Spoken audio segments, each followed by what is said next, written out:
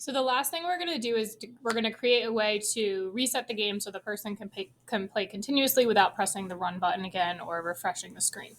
So I need one more button for reset. So I'm going to come over to design and I'm going to click on the letter button and I'm going to duplicate it. So that's just making it the same size.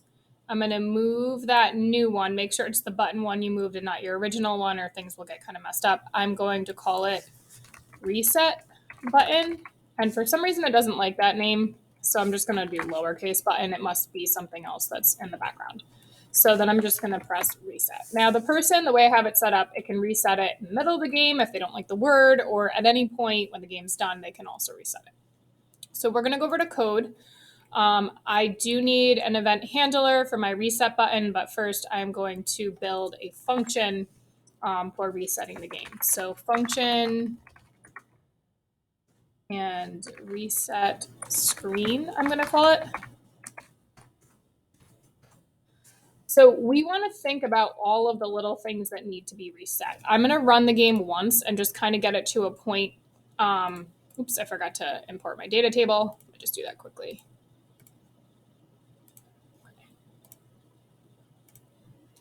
I'm just going to get it to a point where we have some stuff on the board. And we can think about what needs to be cleared.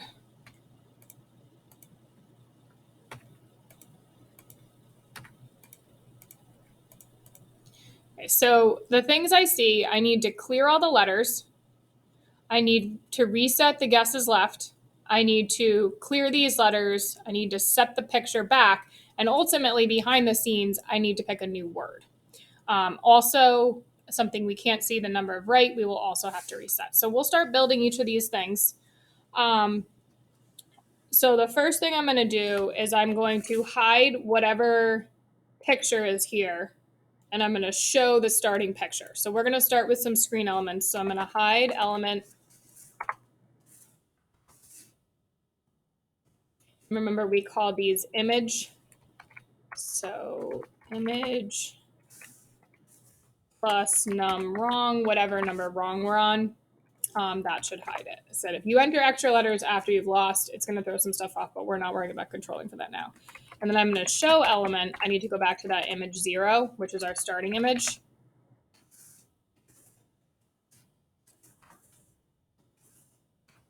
So to see how this is working, I am going to pull out that event handler now for reset button. And I'm going to call my function reset screen. Just like anything else, it's not a good idea to build something fully without testing it as you go through. So right now, if I run it and I enter something wrong, so it's switched pictures, and I'll enter something else wrong. If I press reset, I should see this go back. So now we went back to the picture, we hid the other one, we showed this one. So that part's working. The next thing I'm going to work on is clearing the letters. So for the letters, we could get complicated and figure out how many letters have text. But what I'm going to do is set up a for loop. So all of these letters are just going to go back to an empty string. So I'm going to do a for loop. Now here, these start with number 1. So I'm going to do I equals 1. Usually we start with 0, but since this is wrong letter 1, that kind of makes more sense. And I'm going to go till we get to, let's see, I is less than 7 and I plus plus, because these images are 1 through 6, so I'm going to go till it's less than 7. So I'm going to set the text of wrong letter. And I want to do all of them. We're in a for loop, so I can do plus I to an empty string. I'm going to set up another for loop to clear all of these letters. Now these go 0 through 4 because I set those up to go with the indexes of the word I'm working with. So I'm just going to cut and paste. Since it's 0 through 4, I'm going to start at 0 and go up to less than 5. And these are called letter So I can do letter plus I for each of those. So these are just going through, and here I want to set it to the slash, right? So we'll run it again. We'll play for a little bit.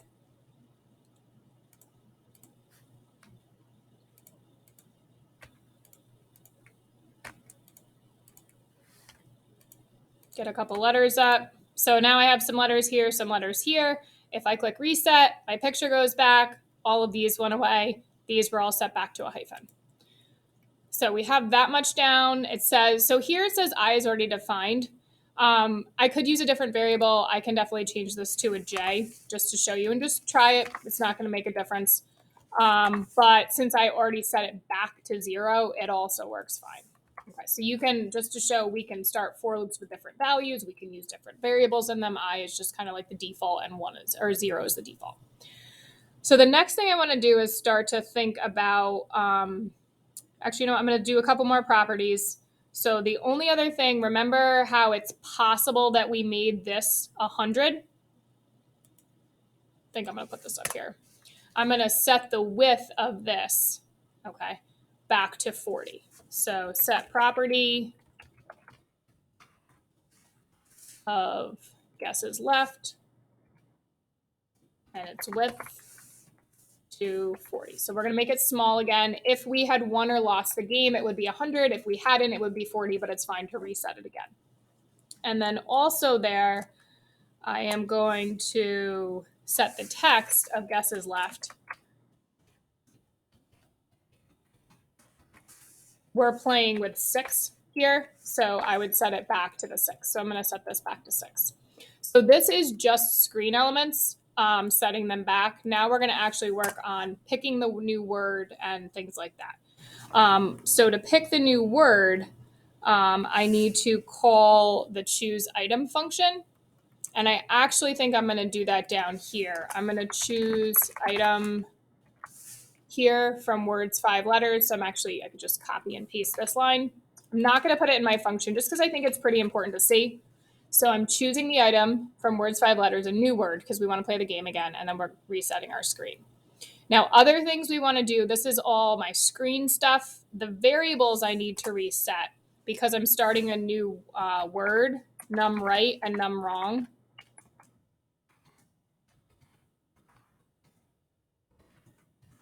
Need to go back to 0. So when we press the reset button, we choose a new word, we set our variables back to 0, and we reset the screen. So let's just play. We'll play once till actually, let's try losing this time. And remember, when you're running this app, or when people are running your app, they won't be able to see these console logs. So they won't know what word they're guessing. So it's a lot more realistic. So it says you lost. Let's say I want to play again. I'm going to reset. Move this over. Press the reset button. I'm actually, I wish I had this here. So I just want to point out, I wish I'd console logged this word again. So I'm actually going to copy and paste that into my code. I'm not going to run this again for the video, but I know my old word was rumor. So I'm just going to prove that it's not my old word. Okay, so now I do have R's, but they're in a different spot. So maybe we'll try to figure this one out. Maybe there's a Y at the end there. Maybe there's an A. Okay, so U. So it looks like our word is not sorry. Maybe it's worry. Okay, and I got the word worry. I had 4 guesses. It doesn't look like this picture worked right, so I need to look at that. So that is one thing I need to fix. Let's just press reset again. So let's just go back up in here.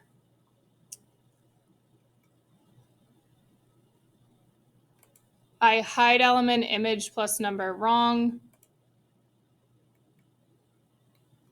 So maybe it's in this part. And I'm going to pause this and do one more video because it's going to take me a little while to find it and figure out why this is not working here.